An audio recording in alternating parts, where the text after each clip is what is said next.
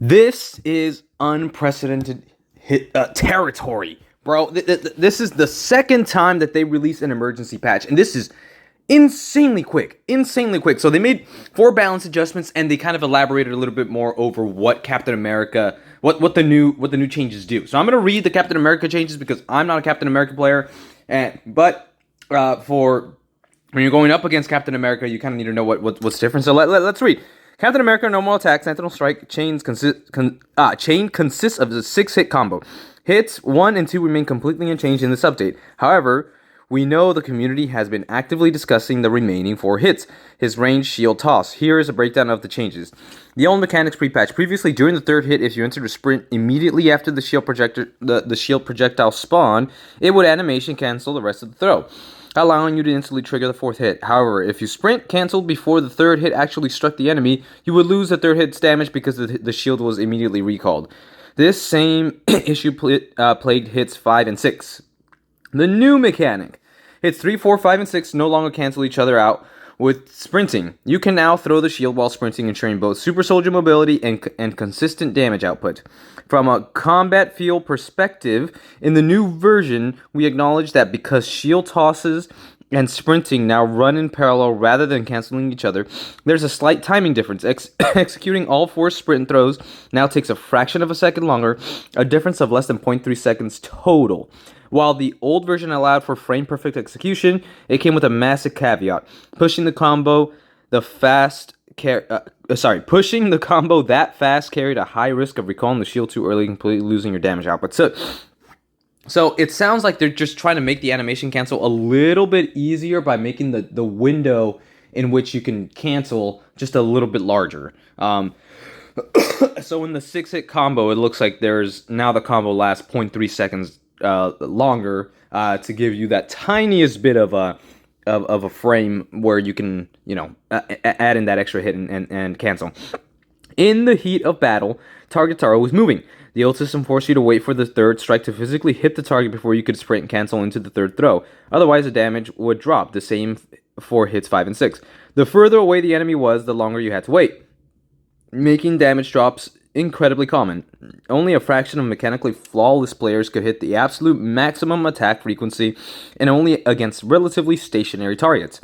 With the new system, the moment the shield leaves Cap's hand in each stage, you can immediately sprint without waiting for the impact.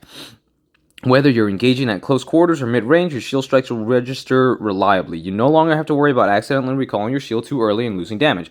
Ultimately, this guarantees consistent offensive pressure while maximizing battlefield mobility. We want every player to feel the true call of liberty. So, it sounds like just a more consistency to the animation cancel. So this is interesting that they felt the need to explain this. So this is, because a lot of people were very confused. Some people were saying, oh, the animation cancel is out. Some people were saying that the animation cancel was easier to hit. So this gives a really good explanation, and it shows that they are listening. So let's see what they did. Based on the latest combat data from the season preview server, we're rolling out a few extra balance tweaks. So this is so interesting. This is the good part here. Captain America increased damage dealt by the first 2 hits of Sentinel Strike and melee attacks from 40 to 45. Dev note, now when Cap brawls up close, his melee attacks will dish out the same damage as the final 4 hits of the shield throw combo.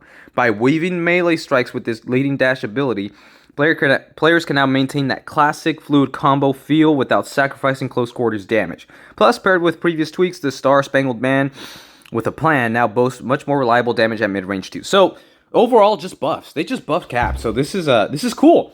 Now, there was a meta when Captain America was kind of, difficult to deal with, but I feel like there are now a lot more tools to deal with a good Captain America in case you are getting dove pretty heavy. I haven't seen a Captain America completely carry a game in quite a while. So I'm curious to see more. I'm curious to see more.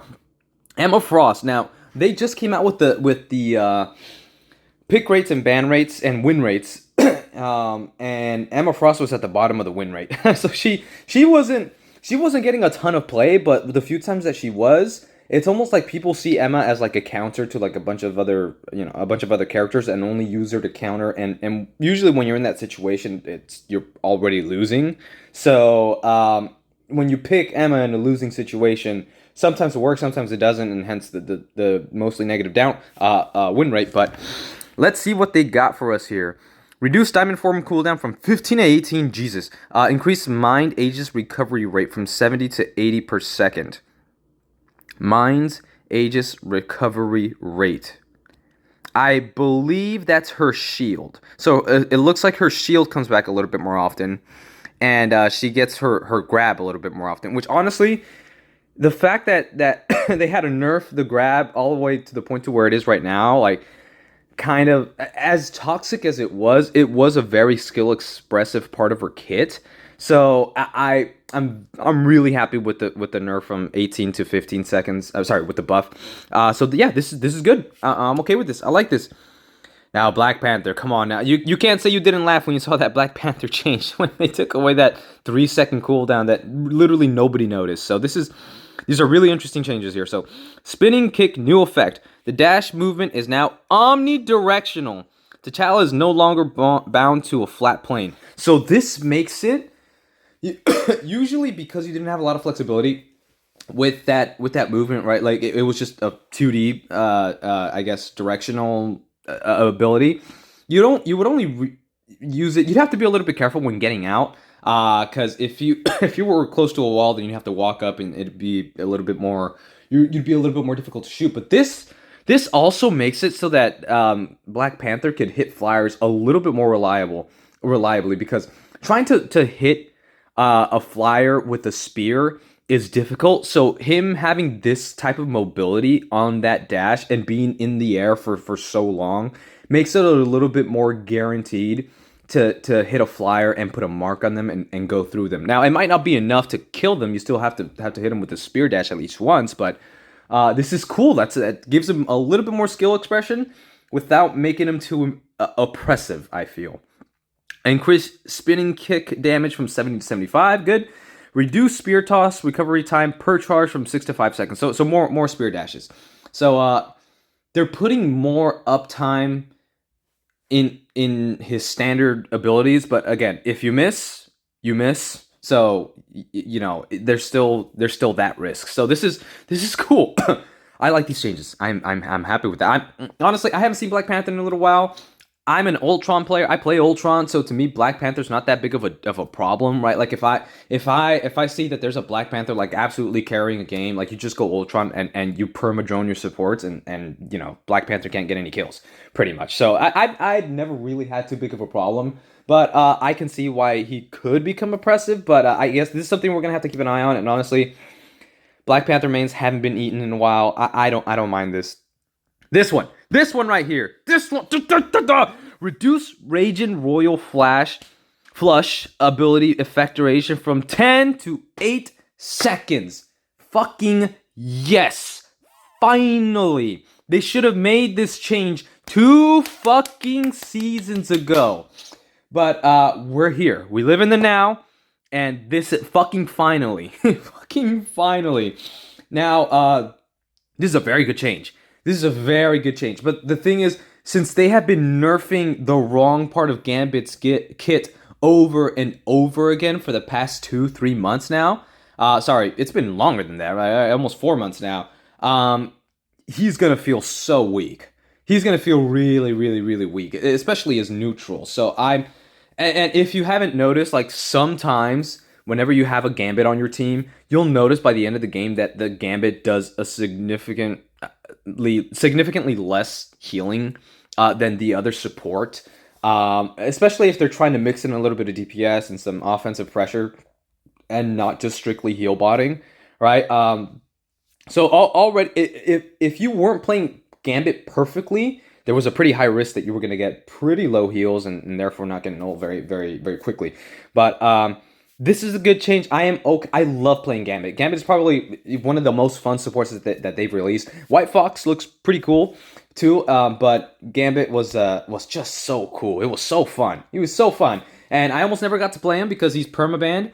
And now that they nerfed his ult, like, this is good. This is good. And like I mentioned earlier, at 10 seconds, you have enough time to to walk to their backline, get a kill, walk to your own backline, take a shit, don't wipe, smell your fingers. Like you got so much time to do all this other shit. Like, so at 8 seconds, it makes it so you have to think about where you're gonna end up now. Now, I do feel what I don't know if you noticed, but when you're Gambit and you ult, there's no meter or indicator that shows how much time you have left on the ult.